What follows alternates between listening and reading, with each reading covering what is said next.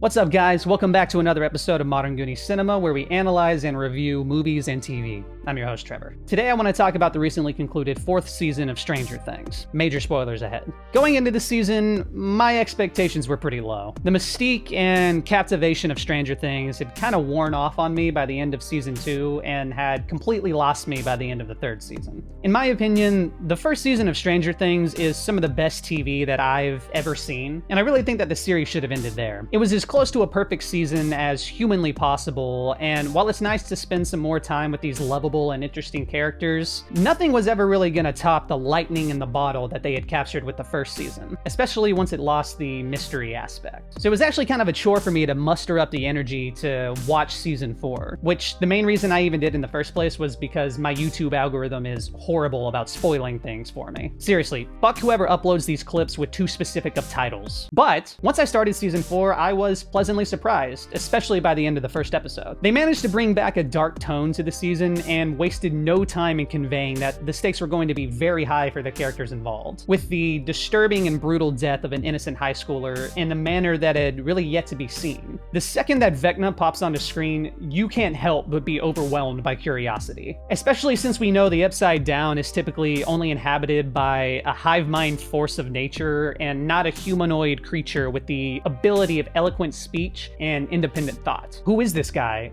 Where did he come from? And how can he kill from a completely different dimension? Adding this mystery was a much needed return to form for the show because it gives the other characters something to unravel rather than just fighting off animalistic creatures from another dimension. Vecna is a menacing and terrifying force, and for the first time in several seasons, you really feel like any of the main characters could fall victim. I'm genuinely worried for Max the entire time because, as you see throughout the season, innocent people do die when they are cursed by Vecna, and you begin to wonder if Max is even capable of being an exception in this case. Vecna is a fantastic villain for the show, and what I really appreciate about him are all of the parallels to my favorite horror villain of all time, which is Freddy Krueger. The claw-like fingers, the burned and mangled face, and the haunting of teenagers in a dreamlike world by playing on their fear and trauma. Robert Englund, who played Freddy Krueger in the 80s, even made an appearance as Victor Creel, which is just such a nice touch. Stranger Things has always done an amazing job of paying homage to 80s pop culture and horror, so it was really only a matter of time before they drew upon one of the most iconic horror figures from the decade. And by incorporating the same aspects that made Krueger such a terrifying force, it only served to make Vecna that much more compelling. The main thread of this season seems to be trauma and how the main characters come to terms with their past, which also happens to be the very thing that Vecna preys on to possess his victims. In order for Eleven to regain her powers, she must come to terms with the bloody events of the Rainbow Room, and even with Dr. Brenner, a man who psychologically tormented and manipulated her. Hopper, in his seclusion in the Russian prison, comes to terms with the loss of his daughter and how his selfish actions have emotionally damaged those around him and even put them in harm's way. Max attempts to come to terms with her physically and emotionally abusive upbringing by the hands of her brother and the guilt that she feels over his death. And even Vecna himself has a traumatic past. Feeling as an outcast, he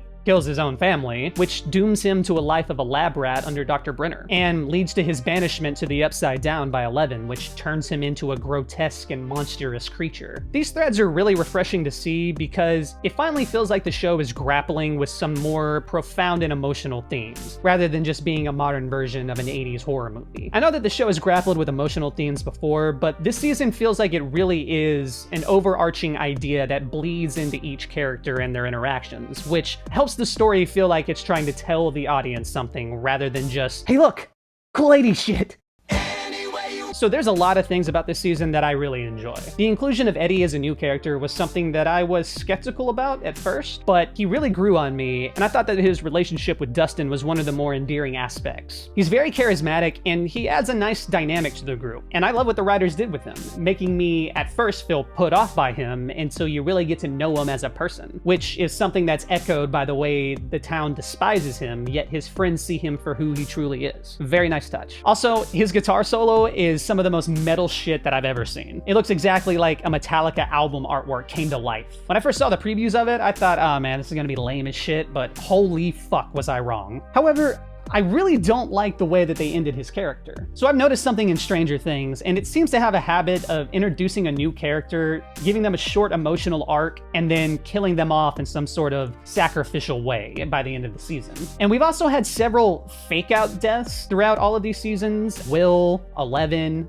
Dr. Brenner, and Hopper, just to name the few off the top of my head. So by this point, the trope feels really tired and predictable. It seems like Eddie is actually dead, but knowing this show, nothing is fucking certain. I knew from the onset that Eddie's tendency to run away would eventually lead him into running into battle, and possibly in some kind of sacrificial way. But they really didn't need to go this route. His character was compelling enough to keep around, and he could have come to the rescue in some other way that didn't lead to his death. Maybe the showrunners accidentally wrote themselves into a corner with the Satan-phobic townsfolk wanting Eddie's blood, who would almost certainly blame him for the destruction of Hawkins, and maybe the most logical move was to kill him off, but either way, I was just really tired of seeing this trope play out. And this very issue leads directly into another main gripe that I have with this show, and it's that it's afraid to kill off any of the original characters. Don't get me wrong, I love these characters, and they are all amazing, but it doesn't serve the narrative well when each and every one of them has some really thick plot armor. So that tendency that I mentioned of introducing a new character and killing them off shortly after, I feel like this happens because it's kind of a cop-out to keep any of the main cast from meeting their demise. The writers know that the stakes have to be high, but they don't want to kill a beloved character, so they settle for killing the new lovable guy because it at least shows that there are some serious consequences to some people. So with that being said, I actually have a major issue with keeping Max alive. I really like Max, and obviously I don't want to see her die, but it would have just made a lot of sense narratively speaking. We know that those cursed by Vecna are going to die, and we've seen it with our own eyes. Yet Max survives 2 incredibly close calls with him. Her first encounter makes sense for her to survive because it shows that the characters have found a weakness in Vecna that they can exploit, and it gives us one of the best scenes in the entire series. The running up that hill scene was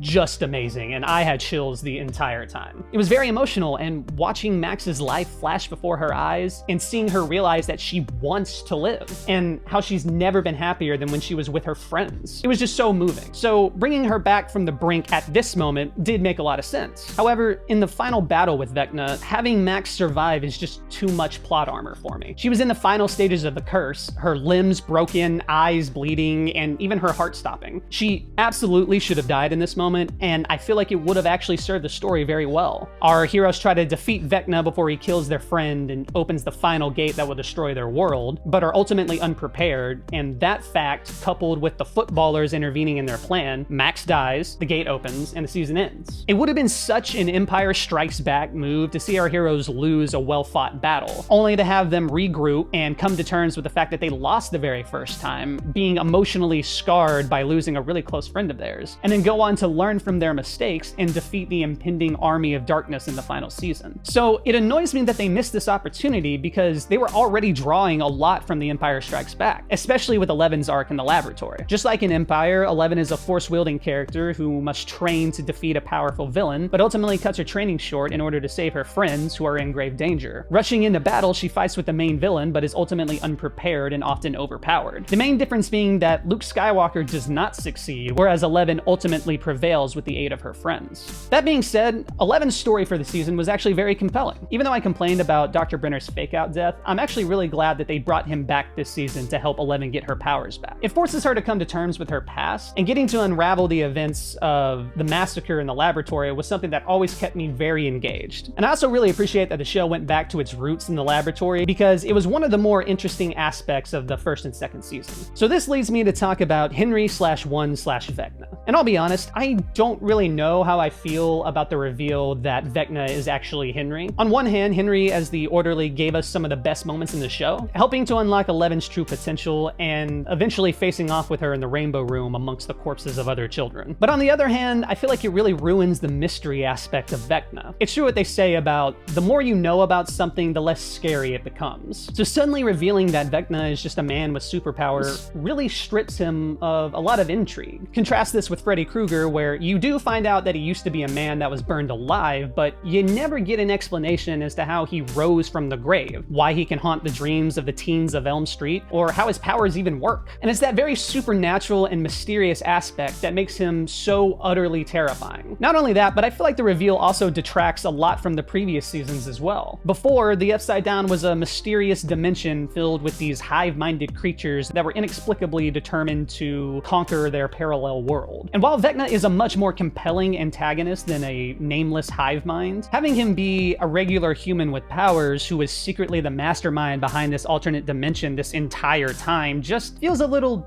cheap to me. It also shows just how bizarre his motivations are. Before the reveal, Vecna is essentially thought to be the general in the Mind Flayer's army, but now he's just a powerful dude who is obsessed with spiders and doesn't like people, because people mean and small-minded. Spiders much cool. Me make big spider and kill. If they kept with the idea that the Mind Flayer was the one in charge and only used Henry as a vessel and a 5-star general, then I don't think I'd have that much of an issue with the reveal. But it really seems like the show is alluding to the fact that Henry was the real Mind Flayer this whole time, and if that's the case, I'm really not a fan of it. So truthfully, I feel like Henry and Vecna could have been two completely different characters, and the story would have progressed in a similar way. Have the Mind Flayer either create Vecna or call upon him in the Upside Down to aid in his army, and have Henry die in the fight with Eleven, and it's regaining all of the memories of him that allows Eleven to face the brand new threat that is this Vecna monster that's been called upon in the Upside Down. I only have a few other complaints with the season as a whole. The Russia stuff felt very out of place to me, and I was already annoyed that Hopper got a fake out death, so dedicating an entire subplot to breaking him out of a Russian prison was very frustrating to me, and I really couldn't bring myself to care about it. And I know I have to suspend my disbelief to watch this show, but for some reason every time Russians are involved, it's like I have to completely throw believability right out the fucking window. The only saving grace of the Russia stuff was the fact that we got to see an emotional scene of Hopper coming to terms with the death of his daughter. I'm also not sure how I felt about the whole Steve and Nancy love dynamic. I mean, don't get me wrong, I love Steve, and I have loved seeing him really grow as a character in these last few seasons. I mean, it's truthfully one of the best character developments I've ever seen, but I really don't want to tread ground that we've already been through. Like, they've already had their love moments, and honestly, I feel like that should just be that. I also don't like how little we got to see of some of the other main characters this season, being Mike, Will, and Jonathan. Each time they're on screen, they just don't feel like they have a whole lot to do or say. So the entire season, I was really wanting them to get back to Hawkins so I could see them bounce off the other characters and play a vital role in the plot. All that aside, I'll wrap this up with some of the other aspects of the show that I really enjoyed. I really appreciated that the townsfolk rose up in anger over Eddie's potential ties to Satanism, because the mid-80s was at the height of the Satanic Panic. So it actually makes a lot of sense that the people of Hawkins start to blame all these unnatural occurrences on Satanism. It might seem goofy nowadays that the occult is just the immediate thing that they jump to, or maybe fucking not, but it was actually very accurate. Games like Dungeons and Dragons and metal culture were often falsely associated with Satanism, causing a massive panic that the youth were going to be falling into the occult. So I really appreciated that they brought this element of 80s culture into the mix. It was this aspect of the plot that inevitably led to the character of Jason getting into an altercation with Lucas, which led to him being split in half by the opening of the gate, which was easily the most satisfying scene of the entire season. Seriously, fuck this dude.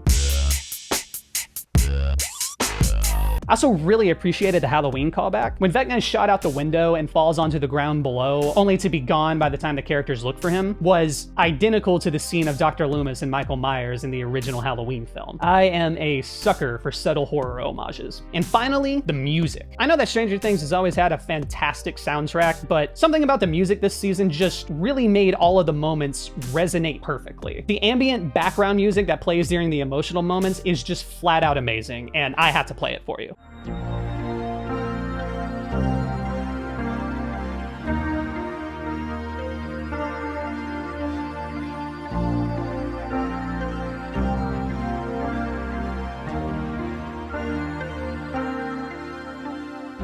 And the new rendition of Running Up That Hill was incredible. It was the perfect song to play for such an emotional moment with Max, and it made the scene just feel that much more impactful. I know it seemed like I might have criticized this season a lot, but these are just my little nitpicks. Overall, I really enjoyed season 4, and I thought it was the breath of fresh air that the series needed to gain its momentum back. Its return to its roots, combined with the advantage of now having 3 previous seasons to fully develop the characters, meant that it could really focus on narrative themes, emotional interaction, and take its time to craft compelling and complex antagonists, rather than the one-note monsters of the past. It just, unfortunately, doesn't quite stick the landing with the ending, but it did come very close. This season easily kept the show from falling from grace, and has made me excited for the series again. This season has become the second best of the entire series, with the first season still reigning as king. Come on guys, we just can't beat the first season. I can't wait to see what happens in the final season, and if season 4 was any indication, season 5 should be a grand finale. But please kill off at least one main motherfucker.